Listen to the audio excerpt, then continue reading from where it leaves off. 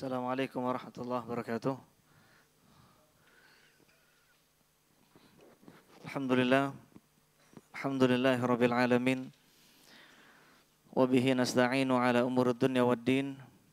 Asyhadu an la ilaha illallah wa waliyus salihin wa asyhadu anna Muhammadan abduhu wa rasuluh wa khatamul anbiya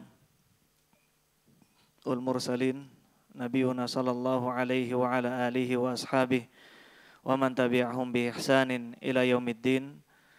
Amma ba'd.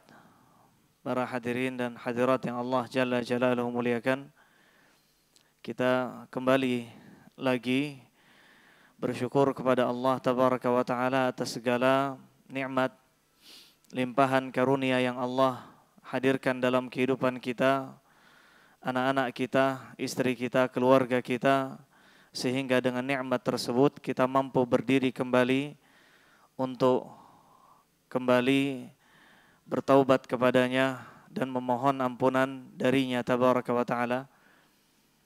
Para hadirin dan hadirat yang Allah muliakan, kita melanjutkan kembali pembahasan dari kitab Ad-Da' wad-Dawa milik Al-Imam Ibni Qayyim Al-Jauziyah rahmatullahi alaihi rahmatan wasi'ah. Dan kemarin pertemuan terakhir kita sampai di pertengahan pasal hakikat kesyirikan yang ada di halaman 61. Kita masih berada di pasal hakikatus syirki, hakikat kesyirikan di halaman 61. Di pertemuan yang lalu kita telah menjelaskan bahwasanya Al-Imam Ibnu Qayyim Al-Jauziyah rahimahullahu ta'ala menegaskan kepada kita sebagai bantahan kepada ahlul bid'ah, yang mana mereka mengatakan bahwasanya ahlu sunnah wal jamaah mereka adalah para ahli tasyabbuh, mereka ahli tashbih, mereka lah orang-orang yang menyerupakan Allah dengan makhluknya. Ketika ahlu sunnah wal jamaah mengatakan dan menetapkan bagi Allah sifat-sifat yang Allah tetapkan dalam Al-Quran dan juga sifat-sifat yang dijelaskan oleh Nabi SAW di dalam Al-Hadis. Maka kemudian Al-Imam Ibnu Qayyim di sini menjelaskan dan menegaskan bahwasanya tasbih itu adalah yang dilakukan oleh orang-orang syirik, orang-orang yang menyamakan antara makhluk dengan Allah Tabaraka wa Ta'ala di dalam perbuatan-perbuatan ilahiyahnya Allah. Adapun ahlu sunnah wal jamaah, mereka hanyalah menetapkan bagi Allah sifat kesempurnaan. Kemudian Al-Imam Ibnu Qayyim rahimahullah setelahnya menjelaskan kepada kita tentang perbuatan-perbuatan ilahiyah yang khusus dilakukan oleh Allah Tabaraka wa Ta'ala. Dalam paragraf yang baru beliau katakan, fa inna min khasa'isil ilahiyah at-tafarrudu bimilki dzurri wan naf'i wal 'ata'i wal man'i.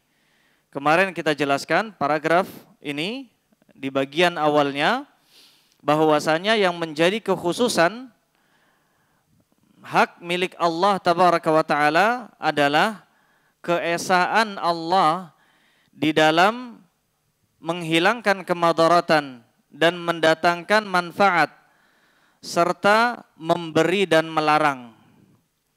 Kita sadar para hadirin yang Allah muliakan bahwasanya manusia pun bisa mendatangkan manfaat.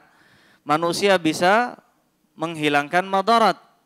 Kita sadar bahwasanya manusia bisa memberi, bisa melarang pemberian. Akan tapi yang dimaksud oleh Al-Imam Ibnu Qayyim di sini adalah pemberian yang mutlak. Yang dimaksud oleh Al-Imam Ibnu Qayyim di sini adalah mendatangkan manfaat secara mutlak. Adapun manusia ketika memberi, maka tidak ada satupun manusia yang bisa memberi kecuali atas izinnya Allah.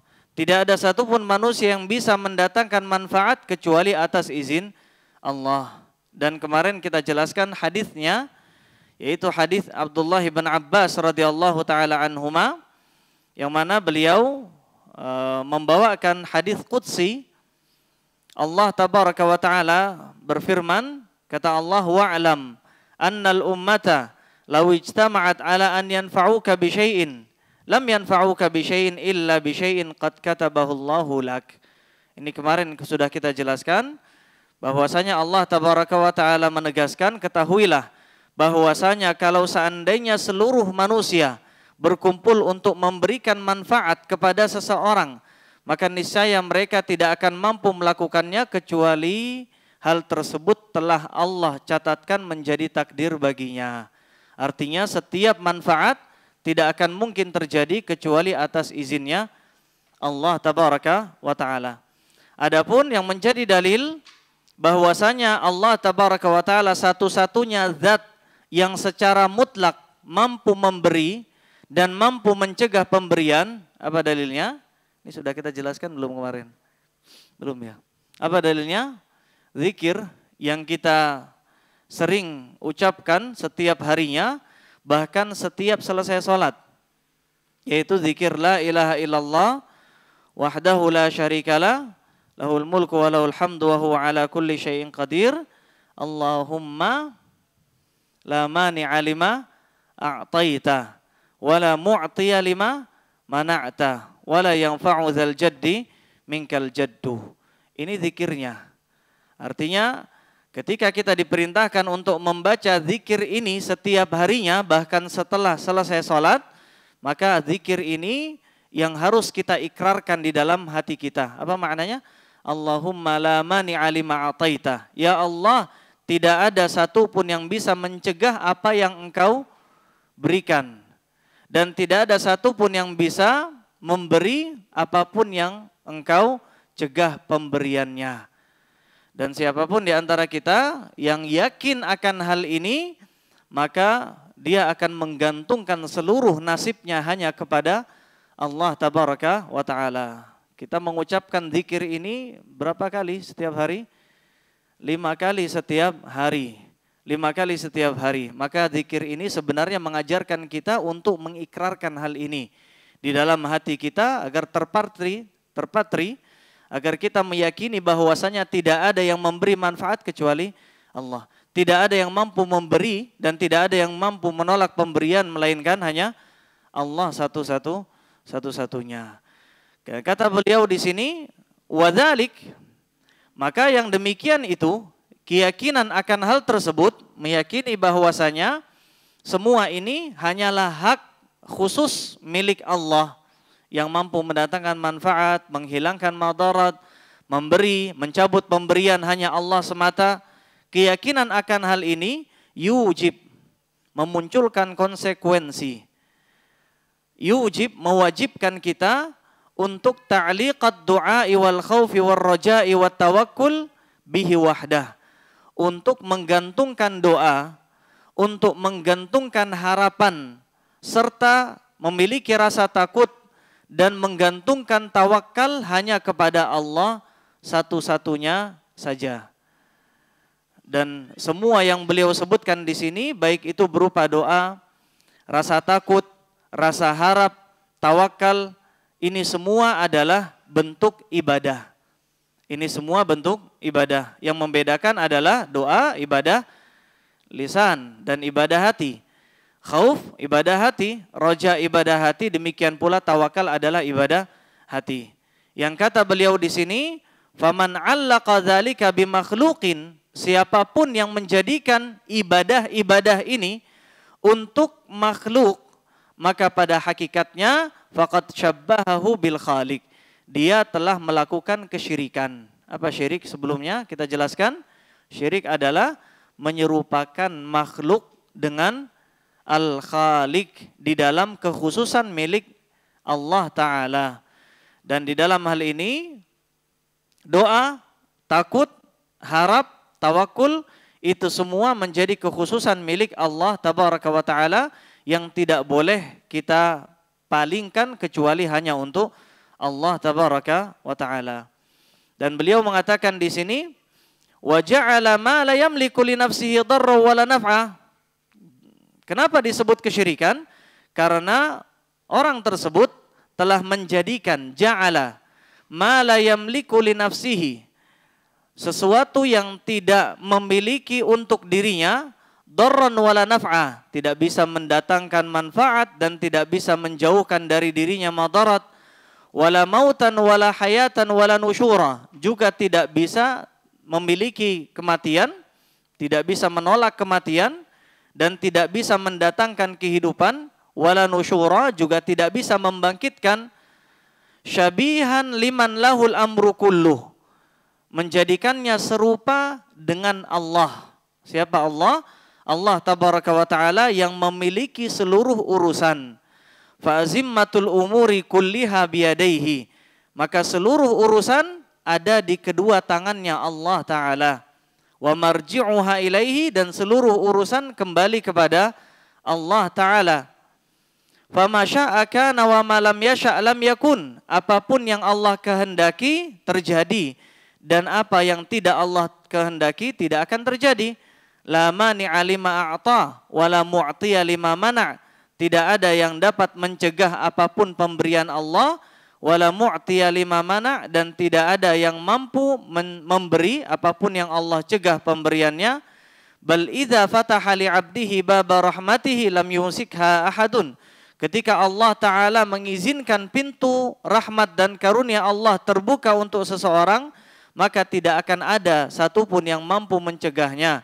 Wa in amsakaha anhu lam yursilha ilaihi ahadun, dan ketika Allah mencegah pintu rahmat tersebut, melaknat seseorang, maka tidak ada satupun yang mampu membukakan pintu karunia Allah kepadanya. Maka ini semua tujuannya Al-Imam Ibnu Qayyim rahimahullah ingin menegaskan bahwasanya tidak berhak makhluk itu diberikan hak ilahiyahnya Allah tabaraka wa ta'ala berupa doa, harapan, rasa takut, dan tawakal. Dan sebagian di antara kita ada yang memalingkan semua ini kepada selain Allah, baik itu berupa keyakinan maupun hanya berupa ucapan. Di antara contohnya adalah ketika seorang disembuhkan oleh seorang dokter, lalu kemudian dia saking berterima kasihnya sama sang dokter, yang dikatakan adalah perkataan syirik. Bagaimana perkataannya? Kalau bukan karena dokter, maka anakku tidak akan sembuh. Padahal sebelumnya kita harus dan wajib yakini bahwasanya pemilik manfaat yang mampu mendatangkan manfaat dan yang mampu mencegah madarat datang hanyalah Allah satu-satunya. Maka perkataan semacam ini adalah perkataan syirik. Dan jika disertai dengan keyakinan hati, meyakini bahwasanya dokter benar-benar bisa mendatangkan manfaat selain Allah, maka jatuh pada syirik besar. Artinya ketika seorang mengucapkan perkataan semacam itu disertai dengan keyakinan, pelakunya, penuturnya jatuh pada kekufuran tanpa dia sadari. Maka ini yang disebut oleh Nabi SAW sebagai syirik khafi, syirik yang samar-samar. Syirik yang begitu samar-samar, bahkan dalam bahasa hadis lebih samar daripada langkah kakinya semut. Sudah kita jelaskan sebelumnya. Para hadirin yang Allah tabaraka wa ta'ala muliakan, kemudian beliau mengatakan, famin aqbahit tashbih, dan di antara penyerupaan yang paling buruk, kesyirikan adalah menyerupakan makhluk dengan Al-Khaliq, dengan Allah. Dan di antara penyerupaan yang paling buruk adalah kesyirikan ini. Kata beliau, tashbihu hadzal ajizil faqir bizzatil qadiril ghani bizzat, yaitu ketika seorang menyerupakan hadzal ajizil faqir, makhluk yang hina ini, makhluk yang lemah ini. Al-ajiz itu lemah. Al-faqir, apa arti al-faqir? Al-faqir itu adalah yang miskin, yang fakir, bizzat, yang secara zatnya fakir. Manusia itu sifat aslinya ketika dia baru dilahirkan, dia lahir dalam keadaan fakir. Ketika dibangkitkan, dia dibangkitkan dalam keadaan fakir. Dia tidak berpakaian, tidak berkhitan, tidak membawa apapun. Itu keadaan manusia ketika dilahirkan dan ketika dibangkitkan.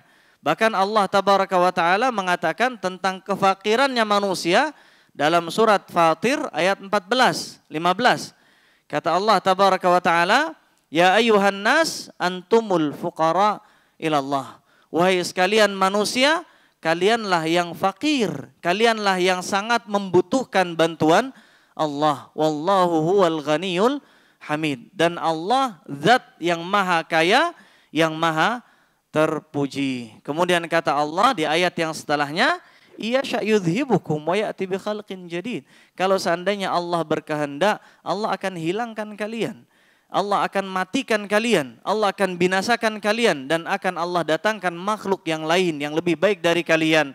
Wa ma dzalika 'alallahi bi'aziz. Dan sungguh hal tersebut tidaklah begitu susah, tidaklah sulit bagi Allah Azza wa Jalla. Dan ini yang menunjukkan kefakiran.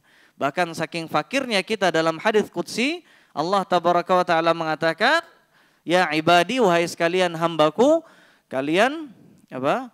Setiap kalian adalah ja'i', adalah kelaparan, kecuali orang-orang yang aku berikan kepadanya makanan. Maka kata Allah, fastat'imuni ut'imkum. Maka mintalah makanan kepadaku, aku akan berikan makanan. Ya ibadi, wahai sekalian hambaku, kalian itu setiap kalian adalah telanjang. Illa man kasautuhu, kecuali orang-orang yang aku berikan pakaian. Fastaksuni aksukum, maka mintalah pakaian kepadaku, niscaya aku akan berikan kalian pakaian. Yang kata para ulama, hadis qudsi ini menunjukkan kepada kita saking fakirnya manusia, bahkan makanan pun harus minta, pakaian pun harus minta kepada siapa? Kepada Allah tabaraka wa ta'ala. Lalu kemudian orang-orang yang musyrik ini menyamakan antara yang fakir ini secara zatnya, dari asalnya memang fakir, disamakan dengan siapa? Al-Qadir, yang maha kuasa, Al-Ghani, yang maha kaya secara zatnya. Siapa? Allah tabaraka wa ta'ala. Makanya kata beliau di sini, ini adalah penyerupaan, penyamaan yang paling buruk, yang paling bodoh. Karena itulah Allah namakan kesyirikan ini sebagai kezaliman yang paling besar, kezaliman yang paling buruk. Dan kata beliau di sini, wa fis sahih, beliau membawakan dalil wa fis sahih tentang kesyirikan. Wa fis sahih, di dalam sahih Bukhari dan sahih Muslim, anhu sallallahu alaihi wasallam, dari Nabi sallallahu alaihi wasallam bahwasanya beliau bersabda, Allah tabaraka wa taala berfirman, hadis ini hadis qudsi. Kata Allah tabaraka wa taala, wa man azlam, kezaliman apalagi yang paling buruk dibandingkan dengan kezaliman orang-orang yang mencoba menciptakan makhluk seperti ciptaanku. Mimman dhahaba yakhluqu khalqan ka khalqi, dibandingkan dengan orang-orang yang mencoba meniru ciptaanku, kata Allah. Fal yakhluqu dzarratan aw liyakhluqu habbatan aw liyakhluqu sya'iratan. Maka silahkan mereka ciptakan biji jagung, atau mereka ciptakan benih, aw liyakhluqu sya'iratan, atau mereka ciptakan sya'irah. Sya'irah itu gandum, satu butir gandum. Fanabbaha bidzarrati wa sya'irah ala ma huwa a'zamu minha wa akbar. Maka Allah perintahkan mereka, hinakan mereka dengan memerintahkan mereka untuk menciptakan satu biji jagung, satu butir gandum. Dan mereka mustahil melakukannya, terlebih lagi sesuatu yang lebih besar daripada itu. Dan hadis ini, hadis qudsi ini adalah hadis Abu Hurairah yang menceritakan tentang Abu Hurairah sendiri tatkala beliau bermain dan berkunjung ke salah satu rumah gubernurnya kota Madinah pada saat itu, yaitu pada kekhalifahan Muawiyah. Lalu kemudian beliau tatkala berkunjung ke rumah salah satu gubernurnya Muawiyah yang bernama Marwan ibn Hakam, beliau melihat, Abu Hurairah melihat ada seorang pemahat gambar-gambar yang sedang memahat gambar makhluk hidup di atas rumahnya Marwan ibn Hakam. Lalu kemudian beliau membacakan hadis ini sebagai bentuk ancaman. Beliau katakan, firman Allah, sabda Nabi, kemudian firman Allah Ta'ala, siapa lagi orang yang paling zalim dibandingkan dengan orang-orang yang mencoba meniru ciptaan Allah Tabaraka wa Ta'ala. Lalu apa hubungannya? Al-Imam Ibnu Qayyim rahimahullah mengutip hadis ini dalam pembahasan tentang masalah kesyirikan. Kira-kira apa hubungannya? berhubungan. Al-Imam Ibnu Qayyim adalah orang yang cerdas. Dan ketika beliau mengutip sesuatu pasti ada hubungannya. Tinggal kita paham atau tidak. Hubungannya, Allahu alam, dijelaskan oleh beberapa pensyarah kitab ini. Yang dimaksud dengan kutipan hadis ini adalah beliau ingin menegaskan hukuman bagi mereka yang mencoba menyerupai Allah dalam bab penciptaan. Siapa mereka? Al-musawwirun, yaitu orang-orang yang menggambar, orang-orang yang memahat patung-patung. Dalam di zaman ini makna musawwir itu lebih umum. Musawwir itu bisa berupa orang yang menggambar dengan tangan. Orang yang mahat patung pun sebelum dia mahat, dia gambar patungnya itu di dalam gambaran sketsa tangan. Lalu kemudian mereka rubah gambaran tersebut ke dalam bentuk patung, dalam bentuk pahatan. Jadi orang-orang yang menyerupai Allah di sini adalah al-musawwirun. Karena di antara nama Allah apa? Di antara nama Allah al-musawwir. Apa arti al-musawwir? Yang maha menggambar, yang maha membentuk, bukan yang maha menggambar, yang maha membentuk. Karena tahapan penciptaan Allah tabaraka wa taala, sebelum Allah menciptakan makhluk, Allah membentuknya lebih dahulu di dalam rahim ibu kita masing-masing. Dan Allah katakan hal tersebut, kata Allah, wa yusawwirukum fil arhami kaifa yasha. Dialah Allah yang membentuk makhluk di dalam rahim ibunya sebagaimana yang Allah kehendaki. Ini hidungnya mancung dan ini hidungnya mancung sedikit misalkan. Ini kulitnya kecoklat-coklatan, ini kulitnya putih. Siapa yang membentuk itu semua? Allah tabaraka wa ta'ala. Makanya Allah sangat murka kepada orang yang merubah-rubah ciptaan Allah yang telah Allah bentuk sebelumnya. Artinya ada orang yang hidungnya segitu, kemudian dia operasi untuk membentuk hidung yang lebih mancung. Ini yughayyiru khalqillah. Ini termasuk di antara perbuatan merubah ciptaan Allah. Dan bagaimana hukuman orang yang mencoba menyerupai Allah dalam penciptaan? Maksudnya adalah orang yang memahat patung, orang yang menggambar. Bagaimana hukumannya? Hukumannya keras. Bahkan dalam hadis qudsi ini Allah katakan siapa lagi orang yang paling zalim. Artinya ini membuktikan perilaku semacam itu adalah dosa besar. Siapa lagi orang yang lebih zalim dibandingkan dengan orang yang mencoba menyerupai ciptaan Allah di dalam menggambar, di dalam memahat. Bahkan dalam hadis yang lain Nabi katakan orang yang paling keras siksaannya asyaddun nasi adzaban yaumal qiyamah al-musawwirun. Siapa? Para pemahat, orang-orang penggambar makhluk hidup, makhluk-makhluk bernyawa, dan Allah perintahkan ia di hari kiamat kelak di hadapan seluruh makhluk agar menghidupkan apa yang dia gambar, menghidupkan apa yang dia pahat. Kemudian di neraka dia akan diazab dengan makhluk yang dia buat tadi. Allah akan berikan ruh untuk mengazab orang yang membuatnya tadi. Dan ini hukuman yang serius bagi orang yang memahat atau menggambar. Dan hubungannya hadis ini dengan kesyirikan, kalau orang yang menyerupai Allah dan dia tidak menyengaja akan hal tersebut, orang ketika memahat, orang ketika menggambar, apakah ada niatan dalam hatinya untuk menyaingi ciptaan Allah? Jawabannya di awal tidak ada niat. Mungkin tujuannya hanya untuk seni ya, seni rupa, seni gambar, tujuannya hanya itu. Tetapi ketika dia lakukan, azabnya sedemikian rupa. Apalagi orang-orang yang mencoba menyaingi kemahakuasaan Allah, menyaingi kibriya wal azamah, kemahasombongannya Allah, kemahaangkuhannya Allah, dan kemahaagungannya Allah tabaraka wa ta'ala, yaitu dari kalangan para raja, orang-orang kaya yang merasa congkak, merasa bangga di hadapan makhluk-makhluk yang lainnya, maka hukumannya tentu lebih dahsyat. Dan itu yang ingin Imam Ibnu Qayyim sampaikan ketika beliau mengutip hadis ini. Apa hubungannya? Orang-orang yang menggambar saja hukumannya sedemikian rupa, apalagi orang-orang yang mencoba menyaingi Allah dalam kesombongan, dalam apa? Keagungan Allah tabaraka wa ta'ala. Makanya Nabi SAW sampaikan akhna'ul asma'i indallah, nama yang paling rendah di sisi Allah, nama yang paling mulia apa? Yang menunjukkan penghambaan diri, kerendahan diri di sisi Allah. Nama yang paling mulia apa? Abdullah dan Abdurrahman. Ketika di situ ada abdun, apa arti abdun? Hamba. Semakin kita menghambakan diri kita kepada Allah, maka itu nama yang paling disukai oleh Allah. Dan nama yang paling buruk, kata Nabi SAW, akhna'ul asma ilallah man tasamma bi malikil amlak. Orang-orang yang menamakan dirinya sebagai raja di raja. Raja di raja. Itu nama yang paling dibenci oleh Allah. Atau dalam hadis yang lain, riwayatnya Sufyan, Abu Sufyan, beliau katakan syahan syahin.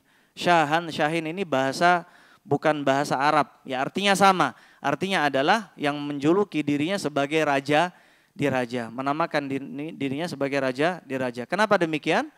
Karena di dalamnya terdapat penyerupaan diri dengan Al-Khaliq, dengan Allah Tabaraka wa Ta'ala. Jadi ini tentang pasal hakikat kesyirikan. Kemudian setelahnya pasal su'udzanni billah, yaitu prasangka buruk. Su'udzan kita tahu artinya. Su'udzan adalah su'udzan. Mungkin ini sudah masuk dalam bahasa Indonesia. Sudah masuk KBBI belum? Su'udzan. Tapi siapapun ketika disebutkan kata su'udzan, paham maksudnya. Su'udzan adalah prasangka buruk kepada Allah.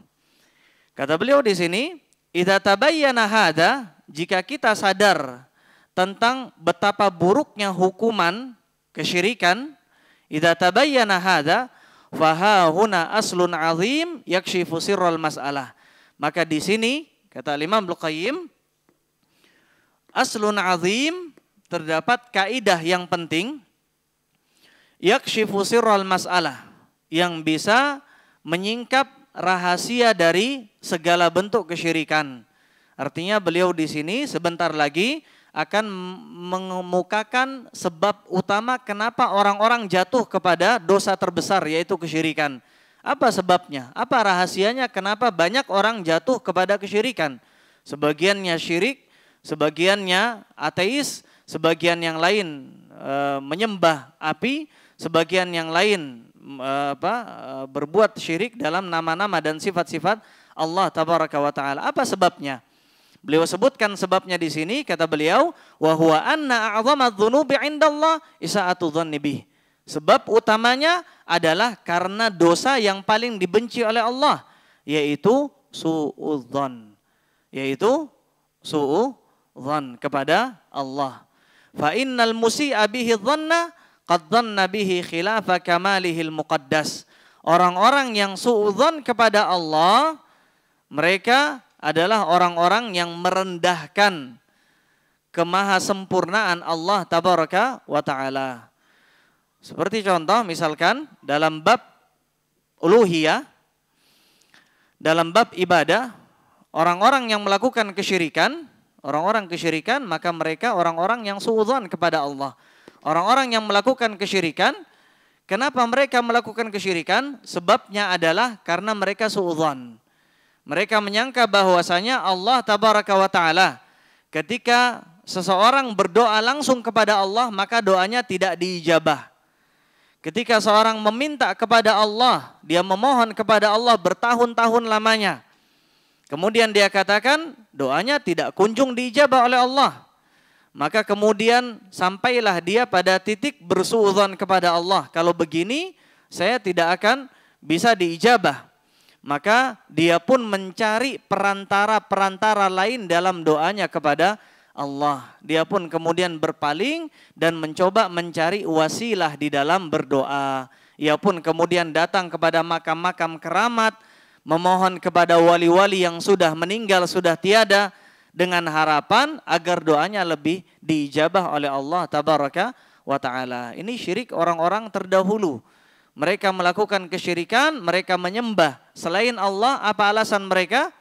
Alasan mereka adalah agar mereka menjadi penolong di sisi Allah. Allah Subhanahu wa Ta'ala sebutkan akan hal tersebut, tentang alasan mereka berbuat kesyirikan. Mereka katakan, ma na'buduhum illa liyuqarribuna ilallah zulfa. Kami tidak menyembah berhala-berhala ini. Kami tidak menyembah selain Allah ini. Tujuan kami tidak ingin berdoa kepada mereka, tapi tujuan kami hanya ingin mereka mendekatkan kami lebih dekat kepada Allah tabaraka wa ta'ala. Jadi sebab utamanya orang melakukan kesyirikan adalah su'udzon. Lama berdoa tidak kunjung diijabah, akhirnya mencari cara lain dalam berdoa, mencari wasilah lain dalam berdoa, akhirnya terjatuh kepada yang namanya kesyirikan. Kemudian kata beliau, wa dhanna bihi ma yunaqidu asma'ahu wa sifatihi.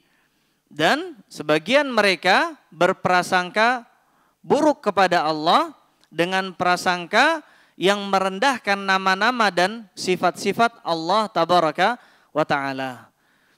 Dan ini sebagian kelakuan orang-orang ahli kekufuran, ahli kesyirikan, yang mana mereka menyangka bahwasanya Allah tidak mengazab mereka.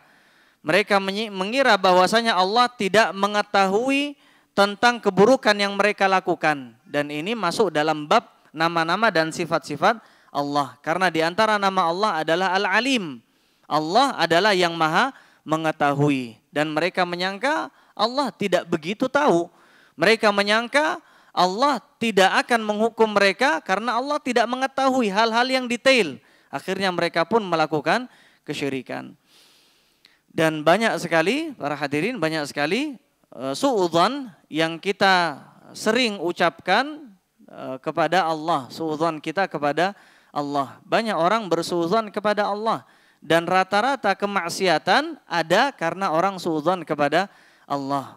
Berapa banyak orang yang su'udzon kepada Allah ketika dia membantu dakwah, kemudian dia su'udzon ketika dia dibuli, ketika dia dihinakan, ketika keluarganya dihinakan oleh orang-orang kafir, oleh orang-orang yang ahli bid'ah, lalu kemudian dia su'udzon bahwasanya dia tidak akan dibantu balik oleh Allah.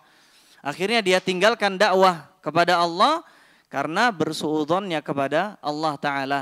Sebagian yang lain ada yang ketika berdoa bertahun-tahun lamanya lalu kemudian tidak diijabah.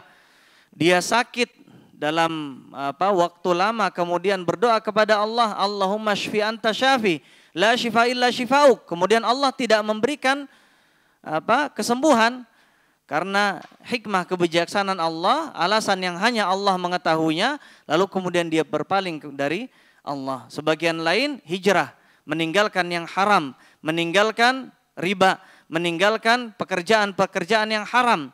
Lalu kemudian ketika dia tinggalkan itu semua, hidupnya lebih terpuruk. Lalu kemudian dia suudzon kepada Allah, setelahnya dia pun kembali lagi kepada masa lalunya yang kelam. Apa sebab?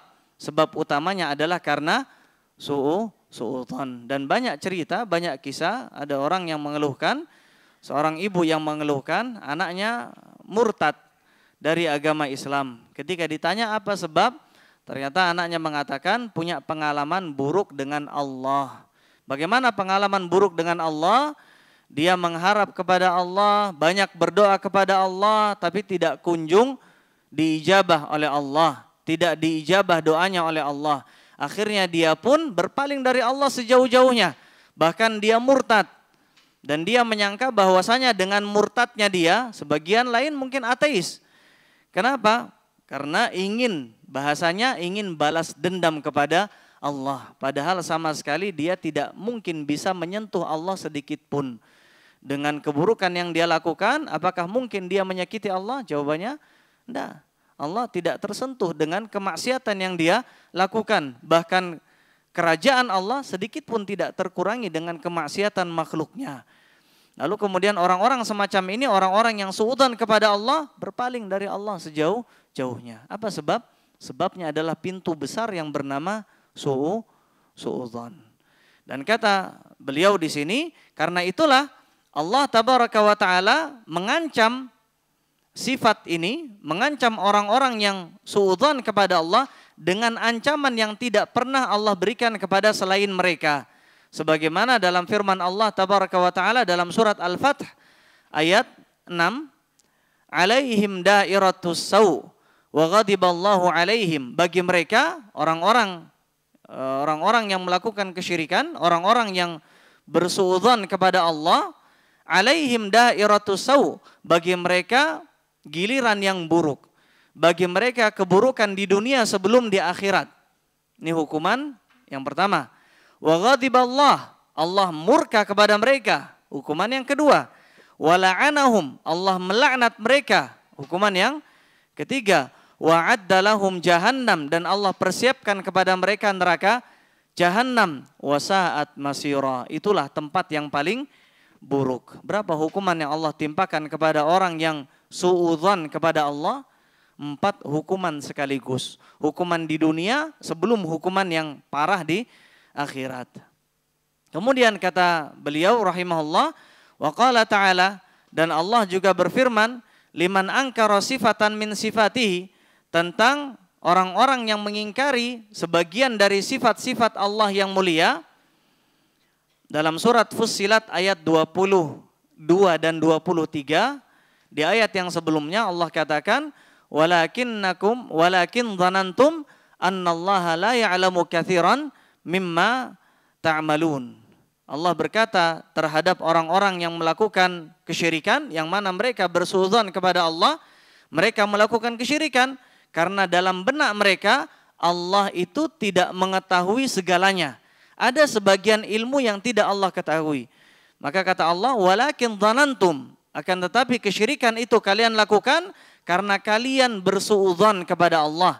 Prasangka kalian bahwasanya Allah tidak mengetahui banyak hal yang kalian lakukan. Maka kemudian Allah katakan di ayat ini, wa dzalikum dhannukumul ladzi dhanantum birabbikum ardakum. Prasangka inilah yang kalian sangkakan kepada Allah, ardakum, yang membinasakan kalian. Ada orang bersuudzon kepada Allah, Allah binasakan. Apa sebab? Apa dosa yang mereka lakukan? Suudzon. Suudzon. Dan suudzon ini adalah tingkah lakunya ahli syirik dan ahli kufur. Adapun ahli Islam, orang-orang ahli tauhid, mereka senantiasa berhusnudzon kepada Allah. Berhusnudzon kepada Allah. Dan husnudzon ini yang akan memperlihatkan kepada kita cahaya Allah tabaraka wa ta'ala. Seorang ketika berhijrah, lalu kemudian hidupnya semakin terpuruk, hidupnya seakan-akan gelap gulita. Bagaimana dia menemukan cahaya hidayah Allah? Bagaimana baginya menemukan cahaya harapan? Jawabannya adalah husnudzonnya kepada Allah. Ketika dia meyakini hadis Nabi SAW, misalkan, man taraka syai'an lillah awadahullahu khairan minhu. Siapapun yang meninggalkan keburukan demi Allah, keharaman demi Allah, maka Allah pasti akan gantikan yang lebih baik darinya. Ketika dia meyakini husnudzon kepada Allah, meyakini hadis ini, maka akan ada secercah harapan di dalam hidupnya, cahaya di dalam hidupnya, dan itulah yang akan terus memotivasi dirinya untuk terus istiqamah di atas jalan hijrah. Orang ketika meyakini bahwasanya ketika dia melakukan kebaikan, maka Allah akan memberinya kebaikan 2 kali, di dunia dan di akhirat. Termasuk dalam jenis suudzon adalah ketika seorang hanya meyakini Allah hanya akan memberikan baginya pahala di akhirat, dan Allah tidak akan memberikan ganjaran baginya di dunia. Ini jenis suudzon. Kalau ada di antara kita yang mengira ketika kita bertakwa kepada Allah, pahalanya hanya di akhirat, ini jenis suudzon yang harus kita perbaiki, yang harus kita benahi. Ini salah. Allah tabaraka wa ta'ala akan memberikan kepada orang yang bertakwa ganjaran 2 kali. Di mana? Di dunia dan di akhirat. Dan ini akan memotivasi kita untuk terus istiqamah di atas takwa kepada Allah. Dan kita lihat para nabi, Nabiullah Yusuf alaihissalam, ketika di dunia Allah berikan kepadanya kehidupan yang baik. Nabi Muhammad SAW, Allah berikan kepadanya kehidupan yang baik ketika bertakwa kepada Allah. Dan Allah tabaraka wa ta'ala berfirman, man amila salihan min dzakari wa untha wa huwa mu'min falanuhyiyannahu hayatan thayyibah. Siapapun yang beramal saleh dari kalangan mukmin maupun mukminah, laki-laki maupun wanita, apa ganjarannya? Falanuhyiyannahu hayatan thayyibah. Kami akan janjikan, ini janji Allah, janjikan kepadanya kehidupan yang baik di dunia dan di akhirat. Kami akan berikan kepadanya ganjaran yang berlipat daripada amalan yang mereka lakukan ketika di dunia. Dan janji Allah 2 kali. Maka ini yang harus terus kita tanamkan dalam diri kita untuk husnudzon. Sebaliknya kita harus tanamkan dalam diri kita bahwasanya orang ketika bersuudzon maka hukumannya parah. Apa hukumannya? Hukumannya Allah akan berikan balasan buruk di dunia, kemurkaan Allah, laknatnya, dan Allah persiapkan neraka jahanam. Kemudian kata beliau di sini, wa qala ta'ala an khalilihi Ibrahim.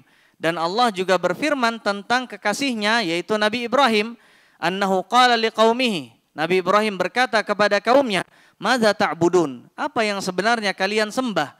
Aifkan alihatan dunallahi turidun? Apakah kalian lebih menginginkan Tuhan-Tuhan, sesembahan-sesembahan dusta selain Allah? Fama dhannukum birabbil alamin? Apa sebenarnya prasangka kalian kepada Rabbul Alamin, yaitu Tuhan semesta alam? Di sini Nabi Ibrahim alaihissalam bertanya bukan menginginkan jawaban. Ini yang dikenal dalam bahasa Arab sebagai istifham ingkari. Pertanyaan tujuannya untuk menyangkal. Kata Nabi Ibrahim, fama dhannukum birabbil alamin? Apa sebenarnya prasangka kalian kepada Rabbul Alamin?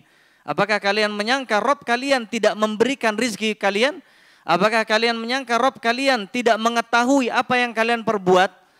Ini adalah penyangkalan dari Nabi Ibrahim tentang perilaku orang-orang musyrik di zamannya. Apa bantahan Nabi Ibrahim kepada orang-orang musyrik? Nabi Ibrahim mengatakan, fama dhannukum birabbil alamin. Yang disangkal oleh Nabi Ibrahim adalah prasangka buruk orang-orang yang melakukan kesyirikan. Membuktikan kepada kita bahwasanya perilaku suudzon ini adalah ciri khas. Ini adalah sifat yang menjadi cirinya orang-orang ahli kufur dan ahli kesyirikan. Sebaliknya orang-orang ahli iman tidak mudah bersuudzon kepada Allah, bahkan tidak bersuudzon kepada Allah tabaraka wa ta'ala.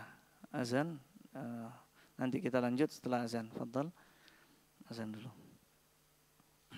Kemudian kata beliau rahimahullahu ta'ala di sini di paragraf yang baru, kata beliau, fa ammal qadiru ala kulli syai'.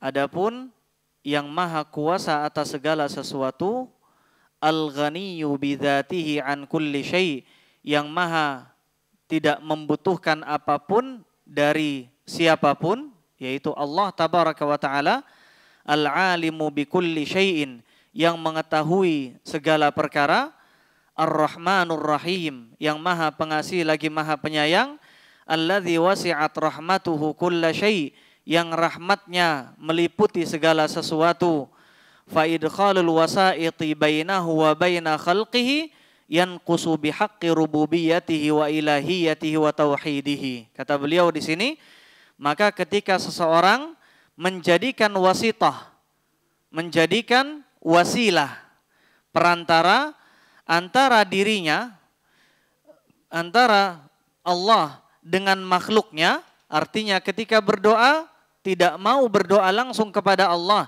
tetapi berdoa kepada perantara tersebut, baik itu berupa wali-walinya Allah yang telah tiada atau berupa berhala-berhala seperti kelakuannya orang musyrik di zaman dahulu, maka pada hakikatnya mereka sedang yanqusu bihaqqi rububiyatihi wa ilahiyatihi wa tauhidihi.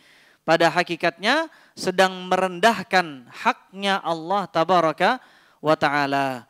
Wa dhannun bihi dhanna sau. Dan inilah yang dimaksud oleh Al-Imam Ibnu Qayyim sebagai prasangka buruk kepada Allah tabaraka wa ta'ala. Dalam bentuk apa? Prasangka buruk mereka kepada Allah tabaraka wa ta'ala adalah mereka menyangka bahwasanya Allah tabaraka wa ta'ala itu seperti makhluknya, seperti para raja-raja, seperti para menteri, seperti Pak Presiden. Yang ketika siapapun ingin bertemu dengan presiden, siapapun yang ingin berjumpa dengan para raja, maka harus melewati ajudan, harus melewati perantara menteri-menterinya lebih dahulu, dan sebelum itu mungkin kenalannya lebih dahulu. Panjang jalannya sebelum mendekati pemimpinnya sendiri, panjang jalannya sebelum bisa mencapai rajanya, panjang. Maka mereka menyangka Allah itu sama dengan makhluk. Ini yang disebut oleh Al-Imam Ibnu Qayyim sebagai prasangka buruk kepada Allah. Ini yang beliau sebut sebagai merendahkan hak rububiyahnya Allah tabaraka wa ta'ala. Padahal Allah tabaraka wa ta'ala adalah Al-Khaliq. Dan tidak akan sama antara Al-Khaliq yang maha mencipta dengan yang dicipta. Tidak akan sama antara keduanya. Padahal Allah tabaraka wa ta'ala mengatakan, wa qala rabbukum ud'uni astajib lakum. Dan Rabb kalian berkata, berdoalah hanya kepadaku, astajib lakum, maka akulah yang akan menjawab doamu. Dan Allah tabaraka wa ta'ala juga berkata, amma yujibul muttar idza da'ah. Siapakah yang mampu menjawab panggilan orang yang sedang terdesak, orang yang sedang butuh bantuan, orang yang sedang dalam terkena musibah ketika dia sedang berdoa. Siapa yang mampu menjawab panggilannya? Hanya Allah tabaraka wa ta'ala. Dan Allah juga berfirman,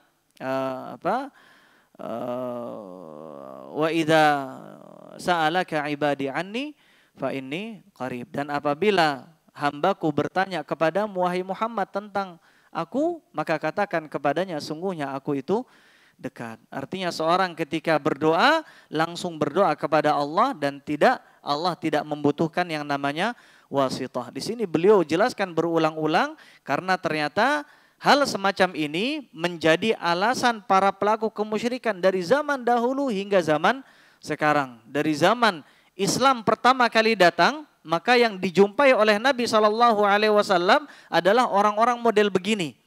Ketika orang-orang musyrik meletakkan 360 berhala di sekitar Ka'bah, ketika mereka tawaf di sekitar Ka'bah, rumah Allah, dan mereka pun tawaf di sekitar berhala-berhala mereka, apa tujuan mereka?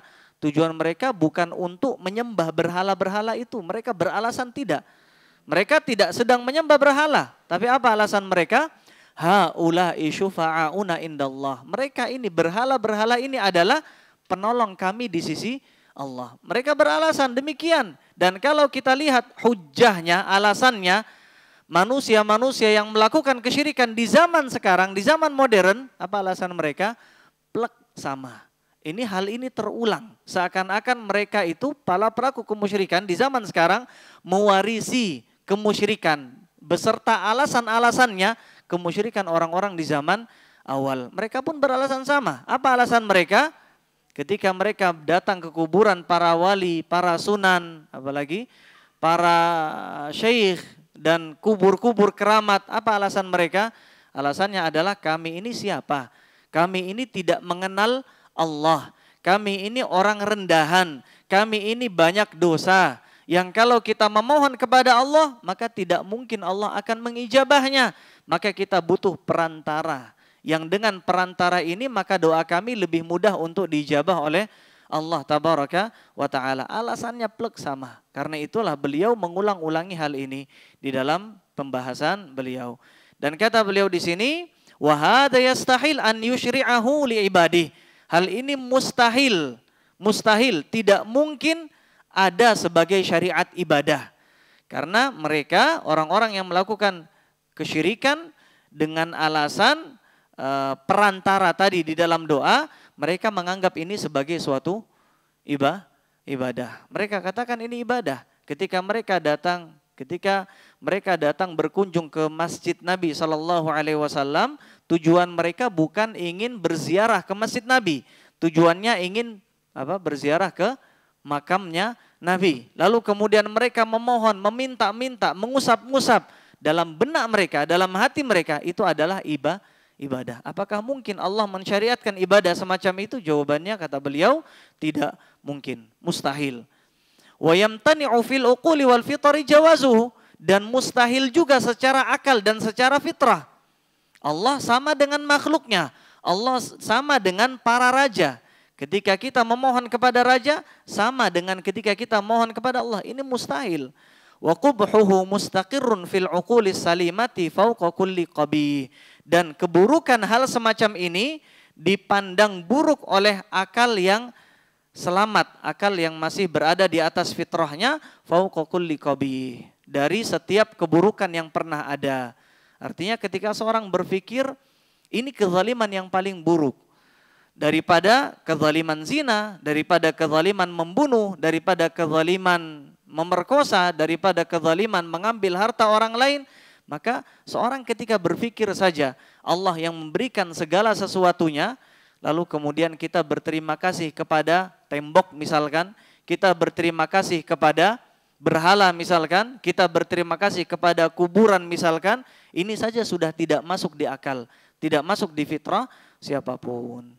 Maka ini pembahasan tentang pasal suudzon kepada Allah tabaraka wa taala yang menjadi pintu lebar masuknya orang-orang musyrik kepada kesyirikan yang mereka lakukan. Allahu alam. Maka terakhir kita ingin menjelaskan kembali bahwasanya wajib bagi kita untuk selalu menanamkan husnudzon kepada Allah tabaraka wa taala, dan husnudzon kepada Allah sulit dilakukan dengan maksiat. Kata Imam Ibnu Qayyim rahimahullah, orang ketika bermaksiat kepada Allah bawaannya adalah selalu suudzon. Sedikit pun musibah yang menimpanya, dia akan menuduh Allah. Dia akan melupakan kemaksiatan yang begitu banyak dia lakukan, dan dia akan mengatakan, ya Allah, dosa apa yang telah aku perbuat? Yang dituduh adalah Allah tabaraka wa taala.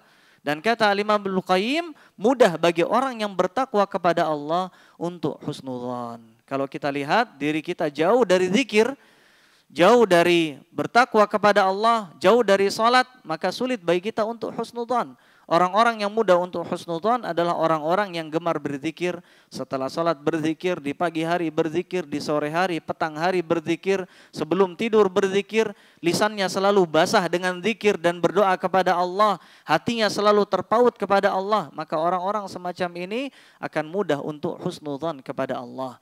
Dan Nabi SAW katakan, sabda firman Allah, hadis qudsi, kata Allah tabaraka wa taala, Innallaha 'inda dhanni 'abdi bi, inni 'inda 'abdi dhanni 'abdi bi.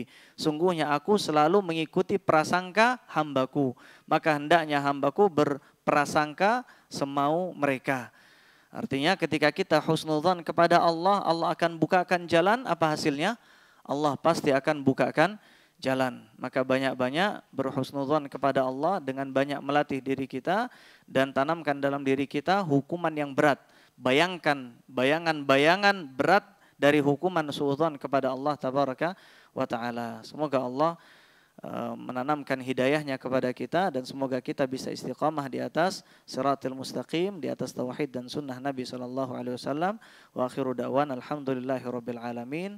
Subhanakallahumma bihamdik asyhadu an la ilaha illa anta astaghfiruka wa atubu ilaik. Assalamualaikum warahmatullahi wabarakatuh.